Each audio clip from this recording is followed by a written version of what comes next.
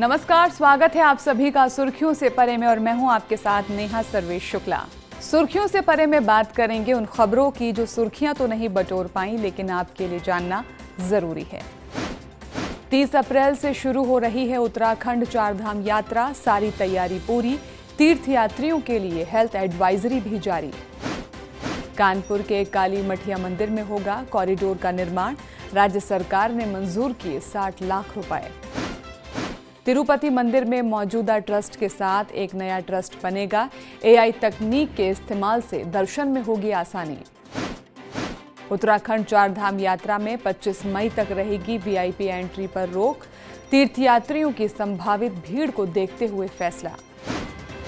उत्तराखंड चारधाम यात्रा 30 अप्रैल से शुरू हो रही है और राज्य सरकार ने तीर्थयात्रियों के लिए हेल्थ एडवाइजरी जारी की है। श्रद्धालुओं को पहले पैदल चलने, हृदय संबंधी व्यायाम और शारीरिक रूप से सक्रिय रहने को कहा गया है और दवाइयां साथ रखने की सलाह भी दी गई है। अक्सर यात्रा में लोगों को शारीरिक कमजोरी, ऑक्सीजन की कमी और हृदय गति के कारण समस्या होती है। यात्रा के लिए रजिस्ट्रेशन अनिवार्य है। उत्तर प्रदेश में कानपुर के काली मठिया मंदिर में कॉरिडोर का निर्माण कार्य किया जाएगा।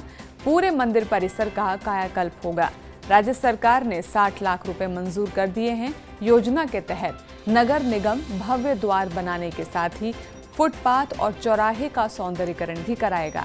ये मंदिर करीब 150 साल पुराना है।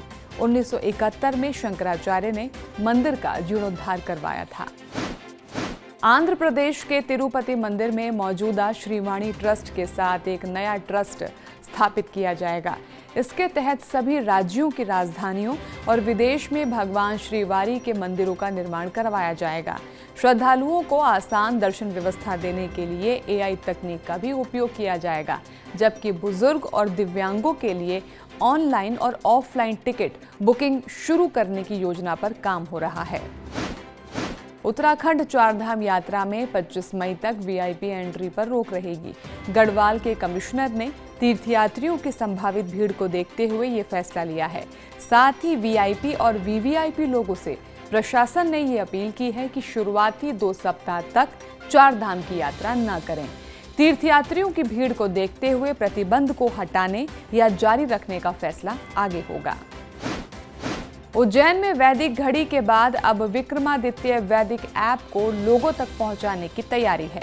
इस ऐप पर 189 भाषाओं में ग्रह नक्षत्र, शुभ मुहूर्त, काल गणित इत्यादि की जानकारी होगी। ऐप पूरी तरह से निःशुल्क होगा और ब्रह्म मुहूर्त में जागने के लिए आप इसमें अलार्म भी लगा सकेंगे। ये ऐप मिनी पंचांग की तरह काम करेगा। साथ ही एंड्रॉयड और iOS दोनों पर उपलब्ध होगा। अमेरिका की हार्वर्ड यूनिवर्सिटी में मैनेजमेंट के छात्र महाकुंभ का मैनेजमेंट पढ़ेंगे। यहाँ के छात्र खान पान के प्रबंधन की बारीकियां जानेंगे।